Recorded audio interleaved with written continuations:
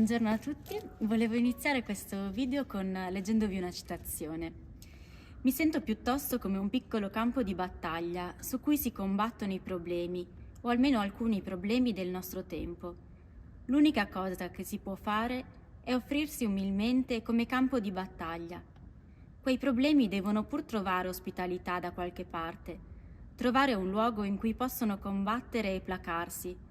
E noi, poveri piccoli uomini, noi dobbiamo aprir loro il nostro spazio interiore senza sfuggire. Ho voluto incominciare questo video con queste parole, che sono parole di Etty Hillesum, una ragazza ebrea olandese che è stata uccisa da Auschwitz all'età di 27 anni. E ho voluto iniziare con queste parole perché a me sembra che i nostri santi abbiano fatto questo. Non si sono sottratti a ospitare i problemi del loro tempo. Hanno accettato di starci davanti, prima di tutto dentro di sé, di riconoscerli, di accoglierli senza sfuggire, di combattere e di placarsi. E così ha fatto Teresa, toccando le coordinate centrali del suo tempo, dentro il suo cuore. Ha riconosciuto dentro di sé le ferite della sua società e ha scoperto un modo per viverle davanti a Dio. Nella sua prova della fede che stiamo leggendo in questa scheda, la vediamo proprio nell'atto di toccare quelli che erano due nervi scoperti per il mondo religioso del suo tempo: l'ateismo al di fuori della Chiesa e il pelagianesimo all'interno. Riconoscere in sé le ferite dell'ateismo nel suo tempo era difficile perché per lei, per loro, gli atei erano i cattivi, erano i nemici della Chiesa. Teresa stessa dice che ha paura di offendere Gesù con quello che passa nel suo cuore. Eppure lo fa, non si cerca dei problemi secondari, minori, con cui sfuggire quel problema che per lei era grosso, era centrale. Accetta di fare i conti con la verità di sé, con quello che per il suo contesto era una grossa questione sociale, un problema, una ferita che toccava la Chiesa del suo tempo, il positivismo e la crescita dell'ateismo. E accettando di fare questo le si apre un mondo, scopre un modo tutto nuovo, tutto diverso di stare davanti a Dio, agli uomini e a se stessa. Scopre un altro Dio e un'altra sé. E scopre, affrontando in modo davvero geniale la questione del pelagianesimo, che il problema non è tanto scegliere fra meriti, opere e grazia, ma sia davvero fondamentale che Dio li conosca, i tuoi meriti. Lei scrive che se anche Dio non lo sapesse, io sarei felice lo stesso di vivere fino in fondo quello che sto vivendo. È geniale. Così penso che anche noi, ciascuno nel proprio contesto culturale, anche a noi è chiesto questo, non di copiare Teresa, neanche semplicemente di ammirarla, ma di scoprire che le grandi questioni del nostro tempo, della nostra società, anche le fragilità, i problemi, hanno le loro radici anche dentro il nostro cuore, perché in questa società siamo cresciuti e possiamo quindi combatterli e essere quel piccolo campo di battaglia, offrire loro uno spazio interiore in cui possano combattere e placarsi. E così conoscere veramente noi stessi, gli altri e Dio, e scoprire le meraviglie che ancora una volta Lui farà, toccando la nostra storia, proprio quella del nostro tempo che ci sembra sempre il peggiore di tutti quelli venuti prima, e glielo faremo toccare in noi, e in noi vedremo le vie inaspettate che anche questa volta aprirà.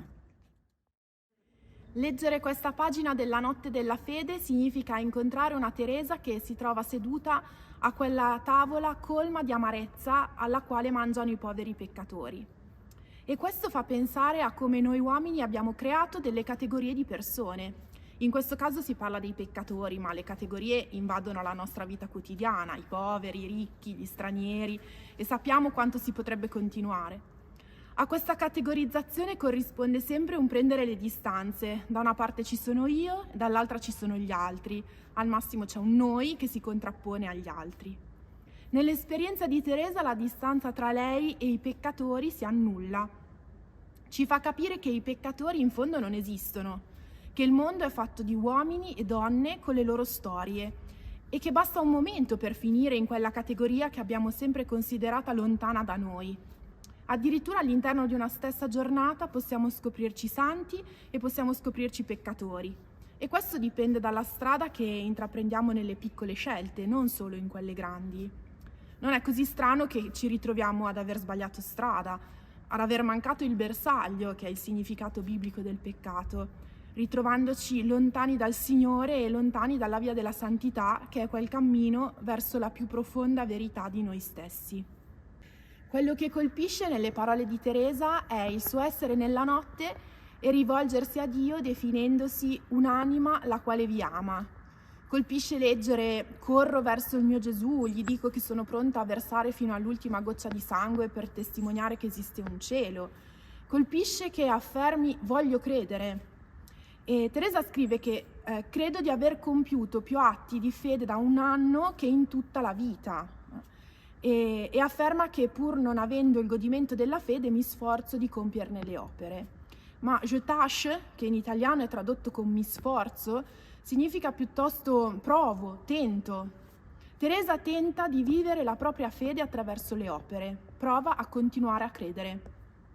La fede è un dono e come tale è data a tutti, ma richiede anche un'adesione personale, un tentativo continuo di affidamento al Signore per potersi aggrappare a Lui, che sempre desidera rialzarci ogni volta che cadiamo.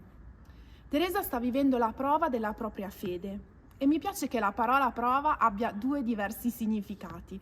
Prova è la fatica, la difficoltà, ma prova è anche l'attestazione che qualcosa è veritiero. E mi viene da dire che questa prova della fede di Teresa è davvero l'attestazione della sua vera fede. Non devia il cammino, ma continuamente sceglie di tentare di affidarsi pur nel buio, e questa è la fede. Perché se tutto fosse luminoso, se tutto fosse controllabile, se tutto fosse nelle nostre mani, allora sarebbe possesso e non affidamento. Mi sembra allora che Teresa desideri testimoniarci una modalità di stare nella prova, che è quella di non lasciarsi sopraffare dal buio, ma provare continuamente a credere che quella luce che ha illuminato la nostra vita nei momenti più soavi non è andata via, ma è sempre lì.